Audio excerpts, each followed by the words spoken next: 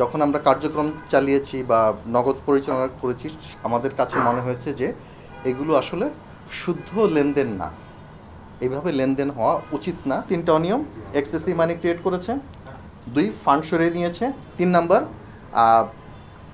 একদম নিশ্চিত না শেয়ার হোল্ডিং নিয়ে কিছু স্ক্যাম হচ্ছে। ইমানি হচ্ছে কি, আপনি বিকাশে বা নগদে আপনি যে টাকাটা আপনি লেনদেন করছেন, এটা হচ্ছে আপনার ইমানি। যখন আমরা ইমানিটা করি সেটার জন্য কি হয়, ফিজিক্যাল মানিটা সাপোর্ট রাখতে হয়। সেটা কোথায় থাকে? ট্রাস্ট কাম সেটেলমেন্ট অ্যাকাউন্ট নামে একটা আলাদা অ্যাকাউন্ট, সেটা হচ্ছে কাস্টমারের অ্যাকাউন্ট। এখন ধরেন আমি 100 টাকা ট্রাস্ট কাম সেটেলমেন্ট অ্যাকাউন্ট রাখলাম, 100 টাকা ইমানি ক্রিয়েট করলাম, দিস ইজ গুড প্র্যাকটিস।